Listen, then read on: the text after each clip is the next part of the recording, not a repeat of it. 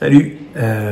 Les 5 matchs de la suite de cette 26e journée qui a commencé par la victoire longue à se dessiner de l'Olympique Lyonnais, qui avait ouvert le score sur un penalty de Lacazette et qui s'est fait rejoindre sur un penalty totalement inexistant et et sifflé de façon incompréhensible au Havre pour une non-faute sur Keshta, parce qu'en fait Keshta marche sur le défenseur, donc il n'y a absolument pas faute. Enfin bon, bref, le penalty est transformé par Touré et les Havrais, qui sont quand même en progrès, ont marqué un deuxième but de Casimir, bien servi par Soumaré. Et à la mi-temps, le Havre, à la surprise générale, menait 2-1. Et c'est le coaching de Fonseca, bien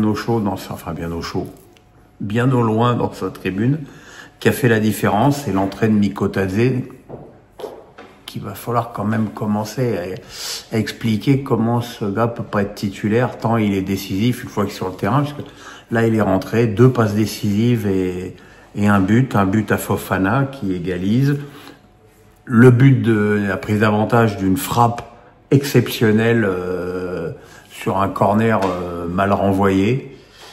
Et encore une fois, encore un but offert pour une victoire finalement 4-2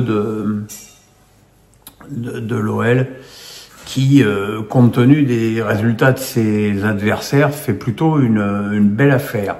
Dans les matchs de 17h, Brest et Reims ont fait match nul 0-0.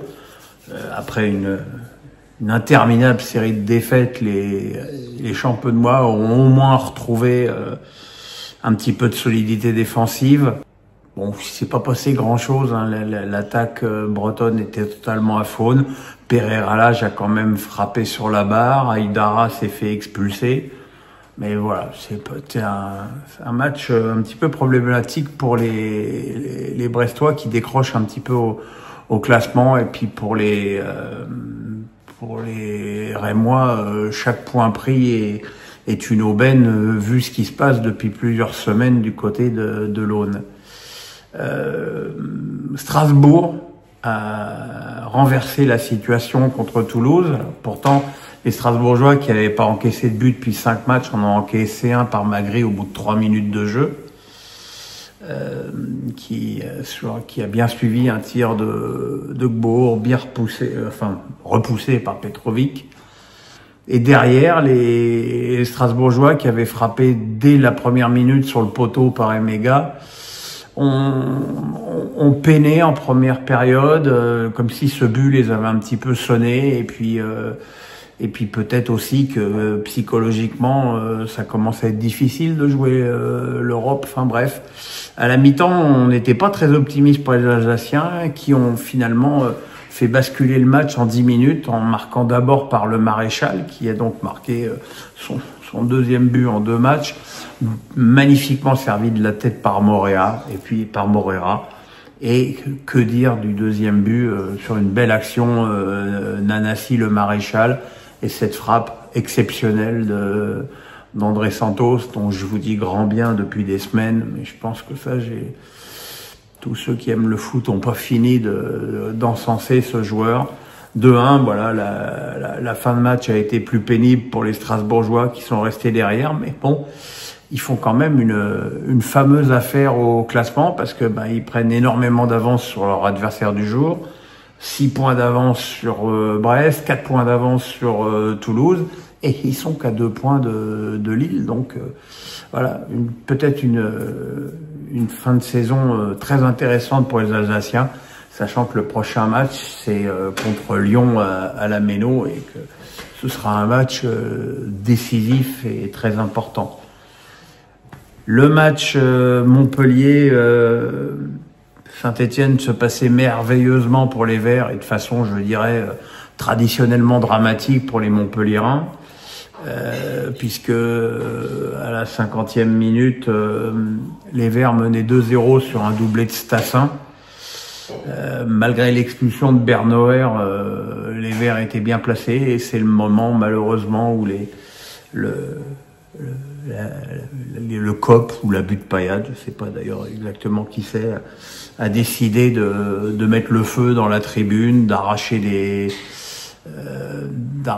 sièges et de les balancer, de balancer des fumis sur le terrain. Il y a quelqu'un qui a été blessé.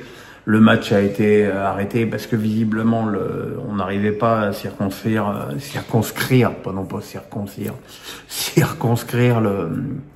l'incendie. Bon, évidemment, ce sont des événements gravissimes. Alors, effectivement, on peut comprendre que les supporters montpelliérains soient à bout de nerfs.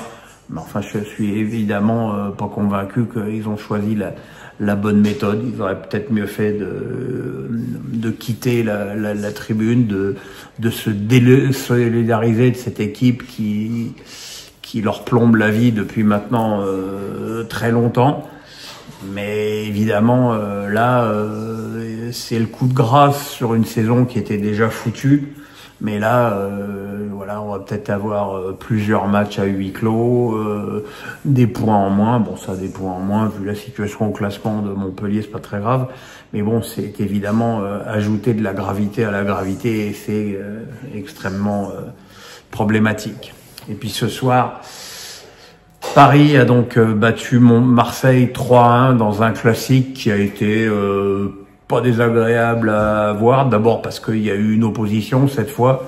On se souvient du match aller où Marseille avait été fantomatique. Là, cette fois, Marseille a fait une opposition, même si elle ne s'est pas traduite par énormément d'occasions.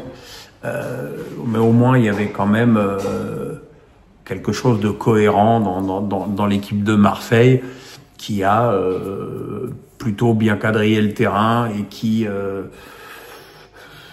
j'allais dire bien défendu, mais non pas tant que ça, mais qui a plutôt bien ressorti les ballons et a bien combiné. C'est quand même un match. Franchement, j'ai préféré la prestation de Marseille dans cette défaite à Paris que dans la défaite au Vélodrome contre Lens ou même la victoire contre Nantes. Mais bon, Paris est trop fort, même si clairement les jambes parisiennes étaient bien lourdes. Et c'est un petit peu normal, hein, 5 jours après les 120 minutes terribles à Liverpool, plus en plus la décharge émotionnelle et psychologique. Il était évident que ce classique tombait pas de façon idéale pour Paris, qui, doit-on le rappeler, a joué au moment où on se parle 14 matchs de plus cette saison que l'OM, hein, c'est quasiment une demi-saison de plus. Donc voilà, malgré tout, Fabian Ruiz a fait 2 passes décisives. La première à Dembélé, qui a marqué donc son but hebdomadaire. Le deuxième à Nuno Mendes, qui a taclé le ballon. Et puis Nuno Mendes a offert la réduction du score à Marseille, où Rabiot a servi en retrait Gouiri avant que Hakimi n'oblige Lirola à marquer contre son camp. Très joli but d'ailleurs de Lirola. Mais voilà, bon, maintenant Paris a 19 points d'avance sur l'OM, ce qui était d'ailleurs pas l'enjeu de ce match. Un match qui, je dirais, compte tenu de tout ce que l'on pouvait craindre, s'est déroulé, je dirais, de façon correcte. Alors évidemment, il y a eu quelques banderoles insultantes, quelques messages insultants. Maintenant, et ça on en reparlera dans Face à Pierrot demain, on peut pas non plus demander au stade de foot de se transformer en opéra ou en café-concert. Ça reste un stade de foot avec ses excès et avec quelque part aussi sa liberté d'expression. Voilà, on se retrouve demain dans Face à Pierrot, où on reviendra évidemment sur ce PSG-OM. Voilà, c'était un match plutôt sympa quand même. Voilà, le pouce, la cloche, on s'abonne, bonne soirée, bye.